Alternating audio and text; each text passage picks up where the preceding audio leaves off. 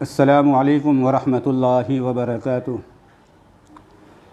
بعض حضرات کی طرف سے یہ سوال کیا جاتا ہے کہ نماز کی حالت میں بعض مرتبہ آدمی کے سر سے ٹوپی گر جاتی ہے، تو کیا نماز کی حالت میں اس ٹوپی کو اٹھا کر پہن سکتے ہیں؟ تو اس کا جواب آپ حضرات کی خدمت میں پیش کیا جاتا ہے۔ تو پہلی کوشش تو یہ ہو آدمی ایسی ٹوپی استعمال کرے کہ جو سر کے ساتھ چپکی ہوئی ہو۔ نبی کریم صلی اللہ علیہ وسلم کی ٹوپی کی جو خوبی اور صفت بیان کی گئی ہے وہ یہی ہے کہ وہ آپ صلی اللہ علیہ وسلم کے سر کے ساتھ چپکی ہوئی رہتی تھی۔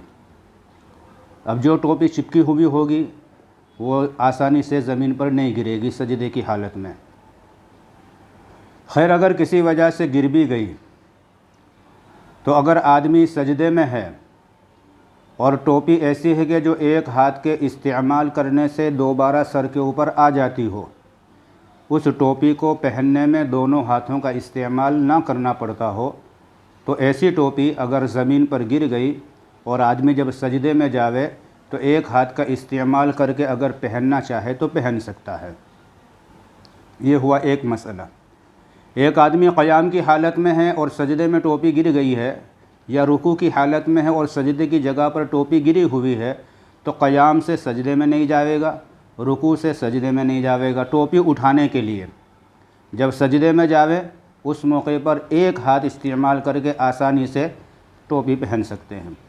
اگر ٹوپی ایسی ہو کہ جس کو پہننے میں دونوں ہاتھ استعمال ہوتے ہوں، دونوں ہاتھ لگاوے تبھی ٹوپی پہنی جاوے، ایسی باریک ٹوپی ہے کہ جس میں دونوں ہاتھ استعمال ہوتے ہوں، تو پھر فقہاء کرام رحمۃ اللہ علیہم اجمعین اس کی اجازت نہیں دیتے، یہ عمل کثیر ہو جاوے گا اور نماز کے اندر عمل کثیر کی اجازت نہیں ہے۔ ایسے ایک بندہ قیام میں ہے اور وہ ٹوپی پہننے کے لیے چلا گیا تو یہ بھی عمل کثیر ہو جاوے گا۔ تو قیام سے ہم سجدے میں ٹوپی پہننے کے لیے نہ جاویں، یا دونوں ہاتھ ٹوپی کے استعمال کرنے میں، ٹوپی کے پہننے میں استعمال نہ کریں۔ ضرورت ہو اور ٹوپی تھوڑی سی موٹی ہے اور سجدے میں جب جاویں تو ایک ہاتھ استعمال کر کے ٹوپی اگر پہننا چاہیں تو پہن سکتے ہیں۔ واللہ اعلم بالصواب۔ السلام علیکم ورحمۃ اللہ۔